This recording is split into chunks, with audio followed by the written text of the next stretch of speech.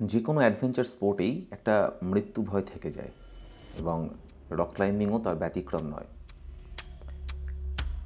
আমি প্রথম দিন যে উৎসাহ নিয়ে আরসিসিতে যোগদান করেছিলাম, যা আপনারা আমার ভিডিওতে দেখেছেন, প্রথম ভিডিওতে, দ্বিতীয় দিন থেকে সেই উৎসাহ অনেকটাই কমে গিয়েছিল। ইনফ্যাক্ট দ্বিতীয় দিন থেকে 3টে রক সফলভাবে ক্লাইম্ব করার পর থেকে আমি আর কোনো রক ছুঁয়েও দেখিনি এবং তৃতীয় দিনও কোনো রক আমি ক্লাইম্ব করিনি। এবং তারপরে র্যাপেলিং হয়েছিল, যা হচ্ছে দড়ি ধরে পাহাড় থেকে নেমে আসা, এবং যেটা বেশ এনজয় করার জিনিস। আমাদের টিমের প্রত্যেকটা মেম্বার সেটা করেছিল। আমি অ্যাগেন সেটা ছুঁয়ে পর্যন্ত দেখিনি। আমার ইনস্ট্রাক্টররা, আমার রোপমেটরা আমাকে বারবার এক্সহর্ট করেছিল যে তুমি পারবে, তুমি করো, অ্যাটলিস্ট ট্রাই তো করো, না পারলে না পারবে। কিন্তু আমি বারবারই তাদেরকে একটা জিনিস বলেই কাটিয়ে দিয়েছি, সেটা হচ্ছে আমার ভয় লাগছে। ভয় অবশ্যই লেগেছিল, কিন্তু এতটাও হয়তো লাগেনি যে আমি অ্যাটলিস্ট ছুঁয়েও দেখব না।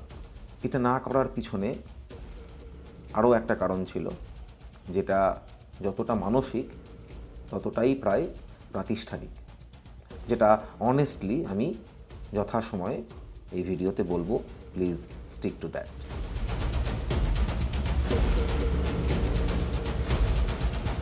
গুড মর্নিং, সবাইকে আবার স্বাগত Mac mountaineering association of Krishnanagar আয়োজিত 40th রক ক্লাইম্বিং কোর্স, যেখানে আমি আমার প্রথম ট্রেনিং করছি।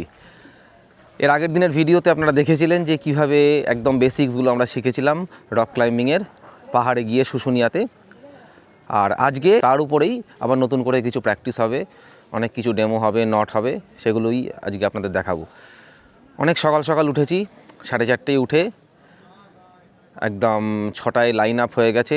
তারপরে আমাদের কিছু বেসিক ইনস্ট্রাকশান দিয়ে সকালবেলায় পাহাড়ের ব্যাকগ্রাউন্ডে সুন্দর সূর্যোদয়ের সঙ্গে দৌড়লাম হালকা হালকা করে। তারপরে মাঠে এসে পিটি করলাম, হালকা খেলা হলো, দুর্দান্ত অ্যাটমসফিয়ার। এখন বাজে 7:21। এরপরে এখানে ব্রেকফাস্ট হবে, আর এই যে থালা সাথে নিয়ে, ব্যাগ সাথে নিয়ে আজকে পাহাড়ে উঠব। ওখানেই লাঞ্চ হবে, সারাদিন ওখানেই কাটাবো, তারপরে আবার ফিরে আসব। আজকে উপরেই যেহেতু সারাদিনের প্রোগ্রাম, জুসও ক্যারি করতে হচ্ছে, তাই আমরা অল্টারনেটিভলি প্রত্যেকে আলাদা আলাদা করে ক্যারি করছি জুসগুলো, জুসের জেরি ক্যান আর কি।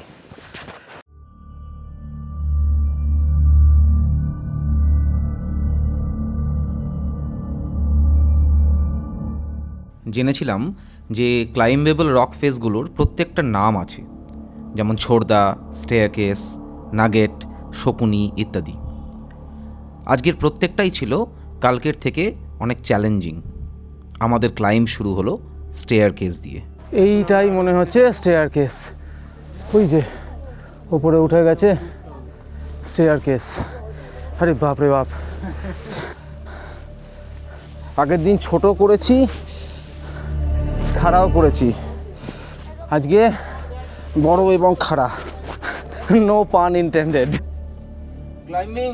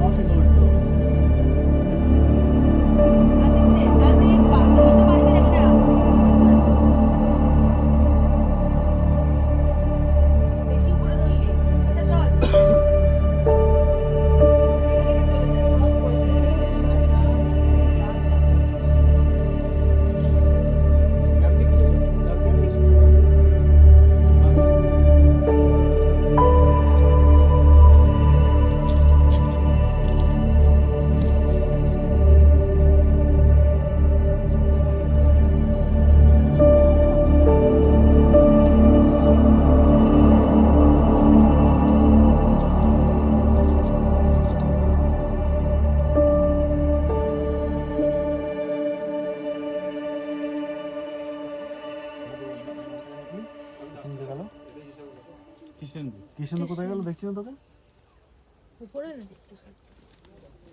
এই যে ক্যাপ্টেন আমাদের কৃষ্ণেন্দু, ও নট করছে, এটা হচ্ছে বো লাইন নট। বো লাইন নট করে এবারে ও ট্রাভার্স ক্লাইম্ব করবে। প্র্যাকটিস করো। হয়নি এর পুরো রিয়েলি চলে আসবে, হয়নি। তাড়াতাড়ি করো, তাড়াতাড়ি করো। নট করার ব্যাপারটা কিন্তু ক্লাইম্বিংয়ে ভীষণ ইম্পর্টেন্ট, কারণ মানে এটার উপরই ডিপেন্ড করছে যে দড়িতে ঝুলে থাকবেন আপনি ধপাস করে পড়ে যাবেন। তো যতই কঠিন লাগুক এটা কিন্তু মানে ক্লাইম্বিং যদি আপনি করতে চান তো নট আপনাকে বাঁধতেই হবে। That's a very important aspect of rock climbing. এই যে প্রথম যে জায়গাটা উঠছে এইটা নর্মাল, গাছে পানে গাছ তো সব জায়গায় থাকবে। এইটা নর্মাল ক্লাইম্বিং হচ্ছে। ও খুব ভালো ক্লাইম্ব করছে। কৃষ্ণেন্দু অলরেডি স্পাইডারম্যান নাম পেয়ে গেছে আমাদের কাছ থেকে। এইবারেই ট্রাভার্স সাইড ওয়াইজ ক্লাইম্বিং। কঠিন জায়গাটা এইখানে। এই আরে বাপরে,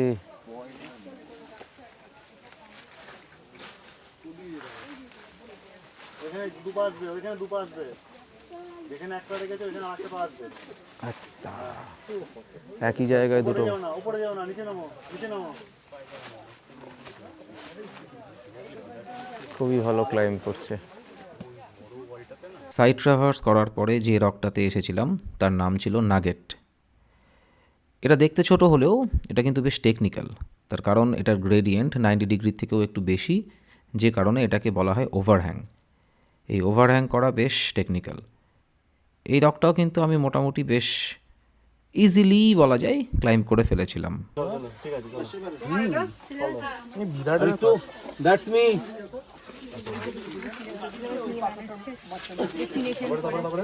ক্লাইম্বিং 0.5 করছো তো? হ্যাঁ।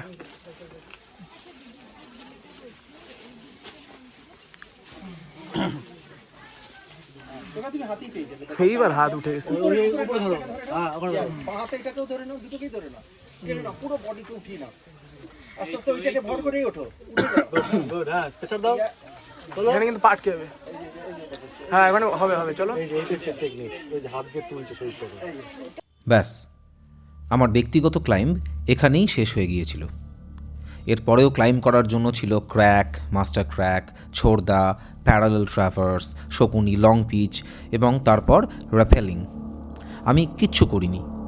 ইমিডিয়েট কারণ ছিল ভয়, যা আমি ভিডিও শুরুতেই বলেছিলাম। আর এছাড়াও ছিল আর একটা প্রাতিষ্ঠানিক কারণ। আমাদের টিম লিডার কৃষ্ণেন্দু কিন্তু দারুণ ক্লাইম্ব করছিল। ও সব কটা রক সাকসেসফুলি ক্লাইম্ব করে শেষ দিন লং পিচও ক্লাইম্ব করেছিল, যেটা প্রায় কেউই করতে পারেনি। আই উইশ ও এবারের বেস্ট ট্রেনি অ্যাওয়ার্ডটা পাক।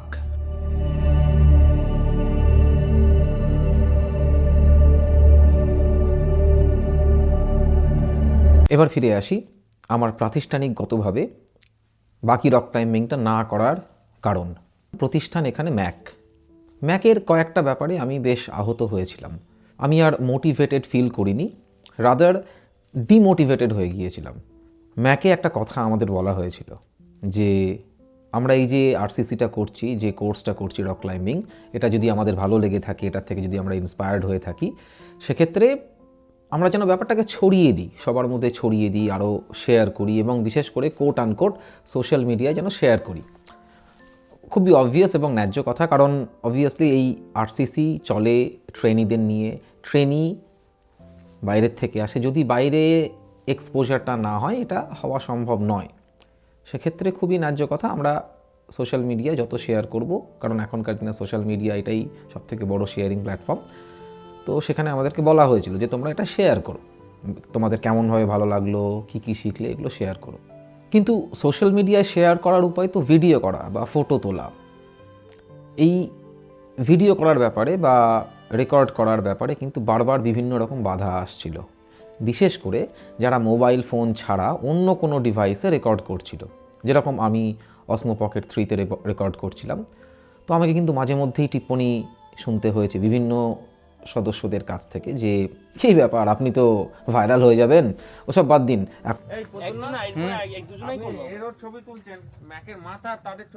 হ্যাঁ তুলছি, সবার তুলছি। পয়েন্ট টু বি নোটেড, আমি কিন্তু কখনো অমনোযোগী হয়ে বা ডিস্ট্র্যাক্টেড হয়ে কোনো রকম রেকর্ড করিনি। আমি সবসময় কাউকে ডিস্টার্ব না করে, কোনো কিছুকে ডিস্টার্ব না করে, আমি সমস্ত কিছুর ফাঁকে অবসর সময় বা সময় বার করে রেকর্ড করার চেষ্টা করেছি। বা সকালবেলায় আমি যখন দৌড়ানোর সময় রেকর্ড করছিলাম, তখন একজন রাদার জুনিয়র সদস্য, আমার থেকে বয়সে অনেক ছোট, সে আমাকে কাছে এসে দৌড়তে দৌড়তে ধমক দিয়ে বলে, কী রেকর্ড করছো, লাইন একদম ভাঙবে না, ঠিকঠাকভাবে দৌড়াও। আবার এখানে বলি, আমি কিন্তু লাইন ভাঙিনি এবং দৌড়েও আমি যথেষ্ট শুরুর দিকে ছিলাম, সমস্ত কিছু ঠিকঠাকভাবে করেছি। এবং আমার এরকম কোনো ইগো নেই যে আমি যদি ঠিক না করি বা কোনো কিছু ভুল করি সেক্ষেত্রে আমি আমার জুনিয়র যে কিনা আমার টিচারের জায়গায় আছে এই মুহূর্তে, তার কাছ থেকে ধমক খেলে আমার খুব ইগোতে লাগবে। এরকম ইগোইস্টিক বা এরকম ফলস ইগো আমার নেই। কিন্তু আমি যদি কোনো ঠিক কাজ করে এবং কোনো ভুল কাজ না করে আমি ধমক খাই, সেটা কিন্তু হার্ট হওয়ার মতোই ব্যাপার।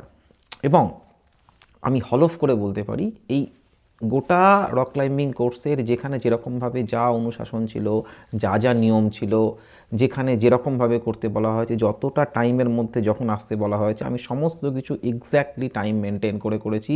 যেরকমভাবে বলা হয়েছে সেখানে করেছি, তার অ্যাকচুয়াল কোনো কিছু বাইরে কোনো কিছু করিনি। যখন আসতে বলা হয়েছে তার 5 মিনিট আগে এসেছি, তো 1 সেকেন্ড পরে যাইনি। তারপরেও এরকম কথা কিন্তু শুনতে হয়েছে।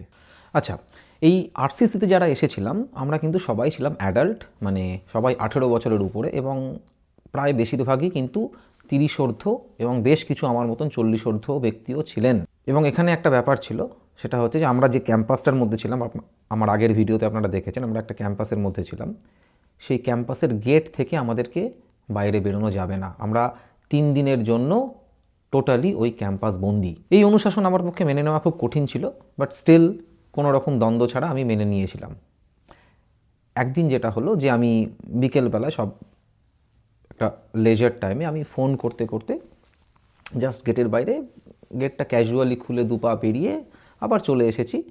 আচমকা আমি তখনও অন হোল্ড ফোনে একজন সিনিয়র মেম্বার, তিনি আমাকে দেখলেন এবং অত্যন্ত রুক্ষভাবে আমাকে বললেন, কার পারমিশন নিয়ে বাইরে গেছো, ঠিক এই টোনে।